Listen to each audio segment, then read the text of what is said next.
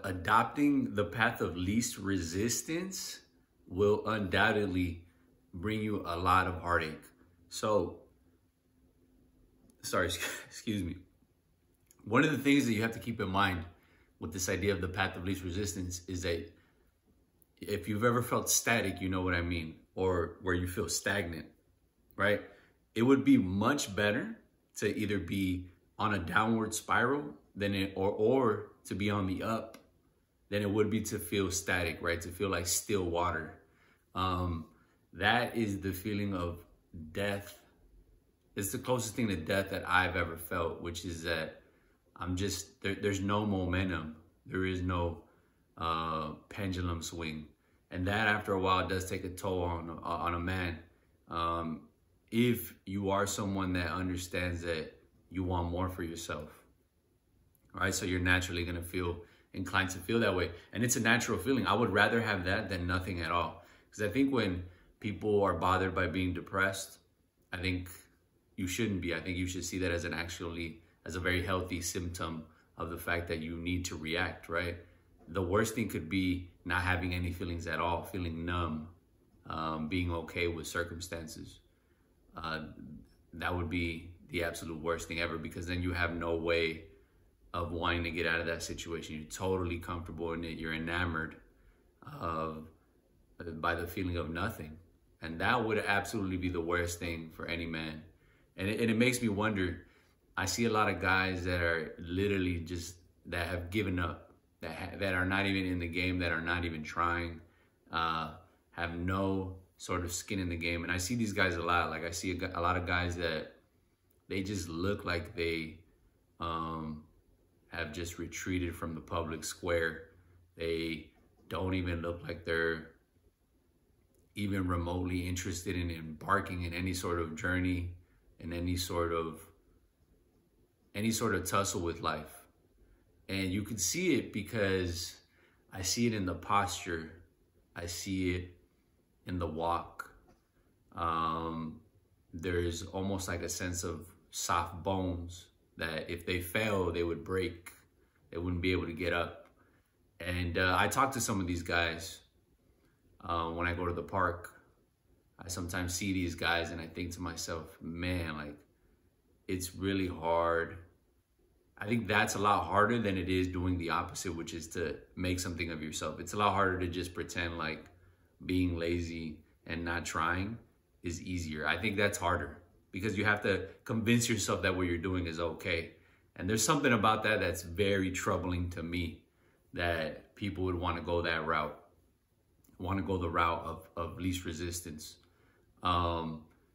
And a lot of people would like to blame their upbringing, their circumstances. But I think one of the main things that you have to understand is that as a man, you are ultimately responsible for what you do with yourself. The things that are given to you, that's really out of your control. But what you do with what you're given is ultimately where the magic happens. And I don't know if people realize that that is the ultimate thing that you should be doing, which is trying to figure yourself out, sort yourself out, and make something of yourself. It's easy, right? It's easy in the sense that it's easy to understand that, okay, I need to do something with what I've been given, whatever it is, right? Wherever your baseline is, everybody has a different starting line. And I think that's the beauty of it, right? Is that we can all carve out a little niche, something of ourselves, without having to compare yourself to anyone else. It should be about who you were before and who you want to be now, and who you want to be moving forward. So I use a lot of these examples of guys that fall off, and I try to help them. I do try to give them advice. And sometimes it just looks like some people they're too comfortable, or they're too afraid to mess up. And I think for me in particular, I've always been comfortable with, I guess I had to get used to being a failure. Like I constantly made mistakes. I was always getting into trouble, but it felt like I was alive. I felt like I was kicking up dust. I felt like I had something on my side, where I didn't feel regret. Yeah, sometimes it would get me down, but the reality was the feeling of making mistakes, of persevering, of I even got called like a glutton for punishment. Was that I was always I was always a fighter. I always felt like I had to resist, that I had to kind of push back. That was just always something in me. It was something that made sense to me. So whatever that is for you, that's like your edge. And so whatever that is for you, that's what you need to find. Like, what is it that makes you tick? For me, it was just kicking up dust, like just breaking the rules, getting in trouble. But that energy, right? That energy to like constantly be moving in a certain direction was enough for me.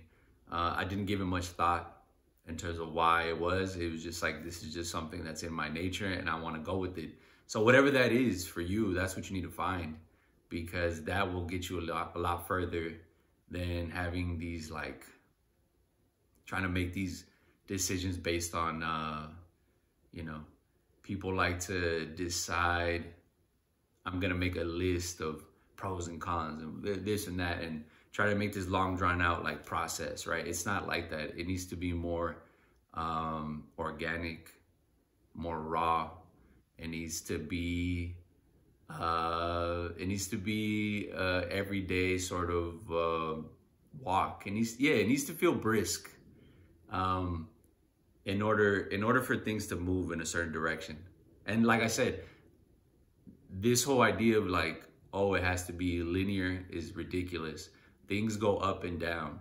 Not every day you're gonna feel the same. Not every day you're gonna be motivated to do certain things.